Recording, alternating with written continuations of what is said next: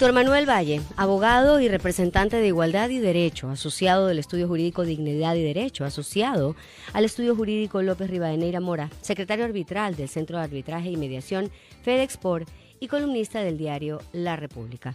El debate sobre la eutanasia en el Ecuador ha alcanzado un punto crucial. La Defensoría del Pueblo ha trabajado en la creación de un proyecto de ley para regular este procedimiento, siguiendo una reciente decisión de la Corte Constitucional. La firma de abogados Dignidad y Derecho, especializada en derechos humanos, ha resaltado la importancia de establecer un marco legal que proteja la vida y la dignidad de los más vulnerables. Sobre este tema vamos a hablar con Víctor Manuel Valle. Bienvenido, abogado. ¿Qué tal? Buenos días, Andrea. Muchas gracias por la oportunidad. Solo una aclaración, la organización es Dignidad y Derecho. Dignidad y Derecho, perfecto. Que nos quede clarísimo. Gracias, abogado. ¿Qué podemos decir sobre la eutanasia en el Ecuador hace unos años y hoy en día? Como para que tengamos en cuenta, a veces como ciudadanos no estamos tan inmersos en la legalidad de determinados temas. Y un poco como para contrastarlo y entender qué pasa hoy en día desde el punto de vista legal, no ético, con la eutanasia y qué pasaba hace un par de años en Ecuador. Sí, en efecto, el año anterior, a finales del año anterior, comenzó la discusión por la eutanasia en el Ecuador a nivel jurídico por el caso que se hizo famoso de Paula Roldán en la Corte Constitucional. Claro. Esto ocasionó que el 5 de febrero de este año la Corte emita una sentencia en la cual, pues bueno, a grosso modo permitió la eutanasia, ¿no? En este sentido, lo que hizo la Corte fue derivar la sentencia a la Defensoría del Pueblo para que elabore un proyecto de ley que regule el tema de la eutanasia. Ahora, nuestro mensaje aquí es claro, que antes no estaba permitida la eutanasia. Hay una aclaración de conceptos que es necesaria, en que, por ejemplo, en el Ecuador, todo paciente, antes de la sentencia de la eutanasia y antes de todo caso, en Ecuador, todo paciente, Andrea, tiene derecho a rechazar, por ejemplo, tratamientos médicos que prolongan innecesariamente un dolor, un sufrimiento, una agonía causada por una enfermedad terminal. Entonces, abogado, muchas veces se pensaba... Por favor, adelante, porque este es un tema precisamente sobre el que quería consultarle. Adelante. Sí, de hecho, precisamente, por ejemplo, hay mucha gente que tiene confusión en cuanto a qué es y qué no es la eutanasia.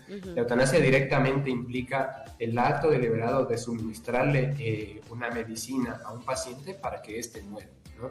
Y, por ejemplo, se ejemplifica siempre con los casos de enfermos terminales, personas que están padeciendo ya una enfermedad que es incurable, es decir, que solo se prolonga su agonía, ¿no? Pero esto no es la eutanasia. Por ejemplo, un paciente en el Ecuador, antes ya de la discusión de la eutanasia, tenía derecho a rechazar, por ejemplo, un tratamiento que prolongue innecesariamente su sufrimiento. Y también un paciente en el Ecuador tiene derecho a los cuidados paliativos y tiene derecho a ese acompañamiento en una etapa final de la vida, ¿no? Estos derechos un poco como que se dejaron de un lado porque se empezó a hablar única y directamente de la eutanasia.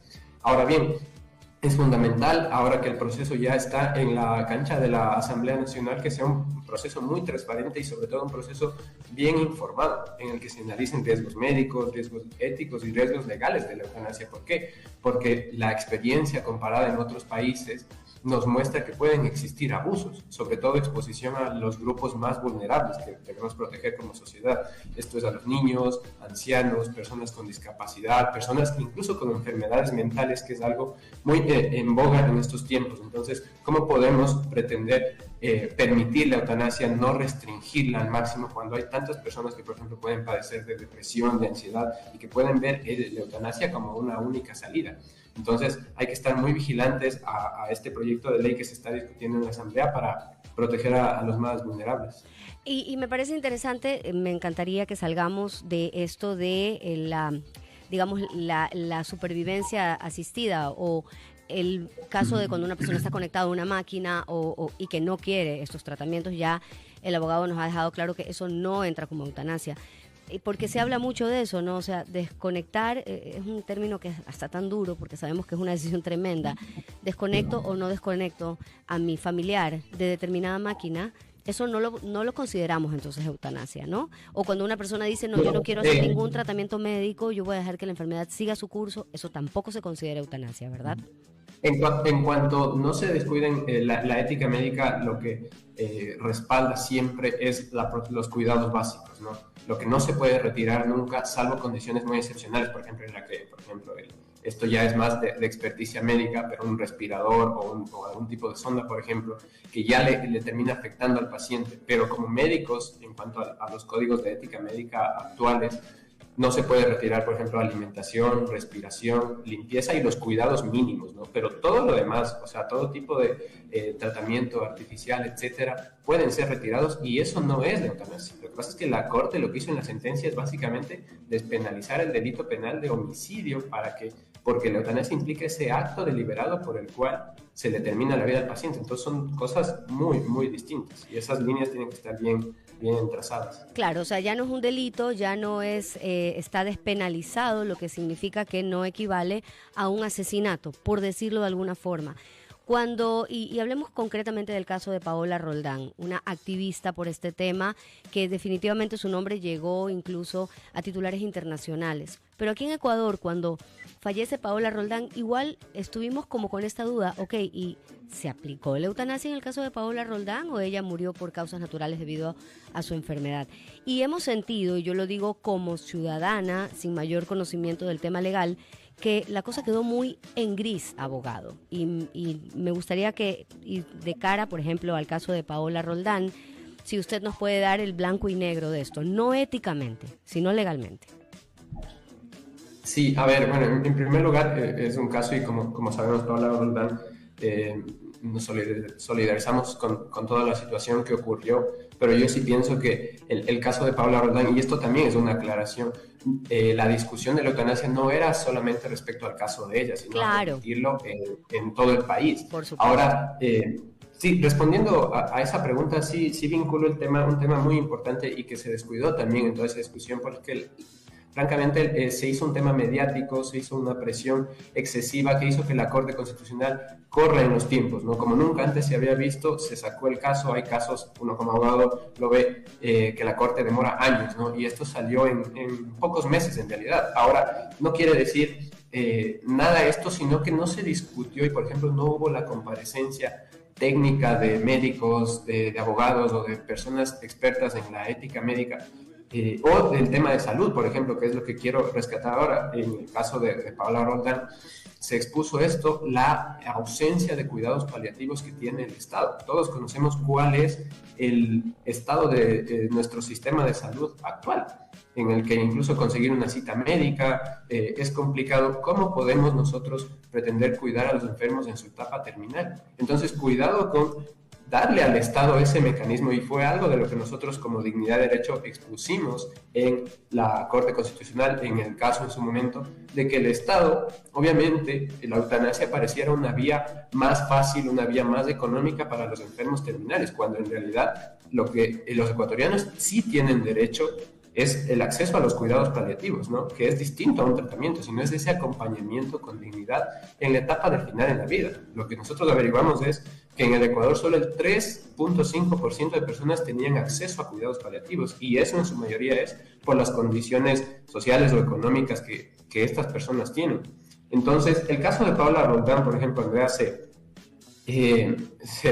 habló mucho cuando se trató el caso de la idea de la libertad, ¿no? O sea, que cada persona puede escoger su libertad sobre su vida, sobre todo en ese tipo de condiciones, ¿no? Pero podemos plantearnos, y es preciso hacerlo, cómo, por ejemplo, se puede hablar de libertad en un paciente terminal que no tiene acceso financiero, que el estado de salud no le provee un sistema adecuado o con dignidad de sistema de salud, que sus familiares, por ejemplo, con toda la expansión de la eutanasia, ya lo ven a esta persona, le hacen sentir como una carga, o esta misma persona puede sentirse como una carga al ver que otros acceden a la eutanasia. Entonces podemos preguntarnos, ¿es esa decisión una decisión libre? Es decir, un paciente que ve como única salida la eutanasia porque no tiene dinero para costearse cuidados paliativos, porque el Estado no le provee un acompañamiento digno, porque sus familiares incluso tal vez lo abandonan o lo desatienden. ¿Es realmente esa una decisión libre? Entonces, el debate de la eutanasia realmente no incluyó todas estas consideraciones, sobre todo en un país en el que nuestro sistema de salud deja mucho que desear. Y Entonces, eso, en el Ecuador, sí. claro, hay muchos cuestionamientos sobre el sistema de salud, incluso sobre el sistema legal, y un tema en el que, como todos, pero particularmente hay que estar bastante informados. Abogado, la gente que está escuchándonos, que ya se nos acabó el tiempo de la entrevista, pero que nos está escuchando y quisiera más información sobre el tema, ¿dónde puede acudir? Sí, bueno, en primer lugar, en Dignidad y Derecho abrimos una página informativa que se llama eutanasia.dignidadyderecho.org. Les puedo pasar después la referencia para que puedan acceder a recursos, no solo jurídicos, sino éticos en cuanto a salud sobre la eutanasia. Y bueno, pues en definitiva decirle a la audiencia que la dignidad humana, que es el fundamento de todos los derechos humanos, el concepto esencial de la dignidad humana es que ésta se aplica a todos nosotros sin ninguna distinción, ¿no? Sin ninguna distinción, pues, bueno, de raza, de condición económica, de religión o incluso con más delicadeza del estado de salud que tiene cada uno. Entonces la dignidad nos es aplicable e inherente a todos. Es algo que también se desentendió como si la muerte digna, por ejemplo, o un paciente que esté en una etapa terminal ya pierde la dignidad y su derecho a la vida, que es un mensaje muy grave, sobre todo ahora que hablamos de tantas campañas de prevención de suicidio, de evitar la instigación al suicidio. Lo que debemos hacer como sociedad es acompañar a los grupos más vulnerables y darles esa verdadera dignidad que es la que estamos buscando. Y con eso nos quedamos con esa idea, un punto de vista potente y sobre todo pues también apoyado en el trabajo legal. El abogado y representante de Dignidad y Derecho, Víctor Manuel Valle, con nosotros. Los pueden seguir en @Dignidad y Derecho. Con esto despedimos esta entrevista. Muchísimas gracias, abogado, y nos vamos a un corte. Estamos en cabina.